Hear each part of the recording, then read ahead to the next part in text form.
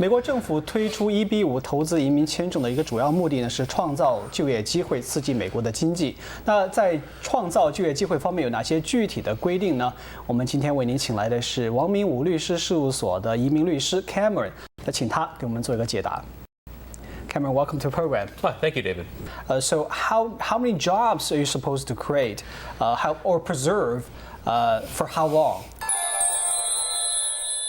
The requirement for creating jobs under EB-5 is that it has to be 10 full-time jobs minimum.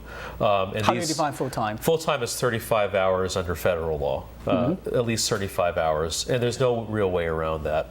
And what you have to do is you have to employ these 10 people for the 2-year period that you get your conditional green card until you're eligible for a permanent resident card. Minimum 10, but can you fire them after you get your condition removed? You can because it's a 2-year period, but the other issue is if you're creating a business and it's working for you, then you really, it wouldn't be a very good business model to just scrap the entire business, or you just wasted over $1 million. Just for the sake of discussion. Now, what if the people I hire are part-time people? They don't work over 35. Can they be counted at all, or just you only count the ones that are full-time?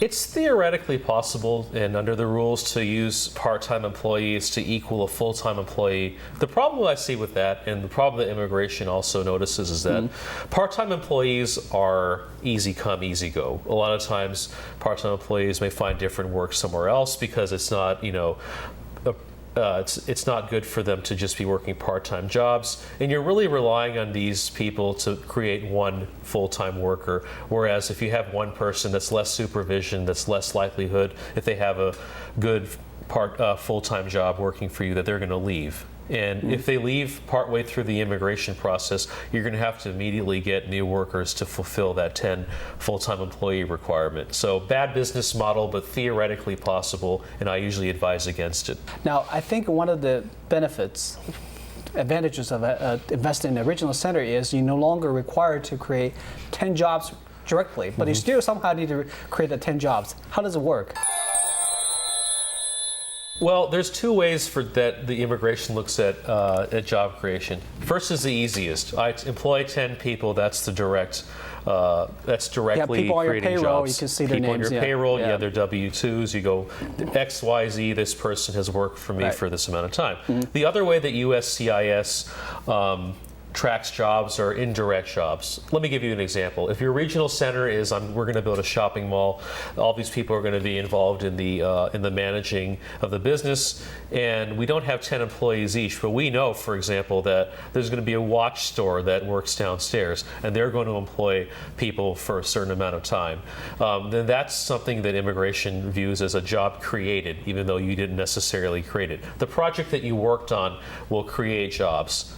The good part about that is that if you create something like a shopping mall or a large investment, those jobs are naturally going to come in because of the nature of the business. The bad thing is that business and economics is never an exact science. Sure, business carries risk. Absolute risk. Yeah. If you're up to the brim with businesses and one of the businesses files for bankruptcy, one of them doesn't go through with their contract, despite what the original immigration business plan was that you submitted, you're still going to be held responsible to create 10 jobs. The more control you have over your employees is easier than having to rely on somebody else's employees to gain you your 10 jobs. Sure. So yes, it can theoretically be these indirect employees, but to keep things safe, you're going to want to know if you have 10 employees that are on your payroll, and that's generally better for immigration if you have a guaranteed job, because then less can fall to chance. Right. So the advantage is you don't have to be directly responsible for creating those 10 jobs, and on the other hand, you put things in other people's hands, and they may or may not work out. Absolutely, and Just as it's hard to supervise 10 people, it's even harder to rely on other people to supervise 10 people. You have very little, and this is your immigration benefits at stake in addition to your investment. So you really have to be creating those 10 jobs. And as a business owner, you're going to want to be responsible and oversee the employment of this aspect. Definitely over the last few years where I've seen a lot of examples that things didn't quite work out. Well, thank you so much for your information. 本资讯由王明武律师事务所赞助提供。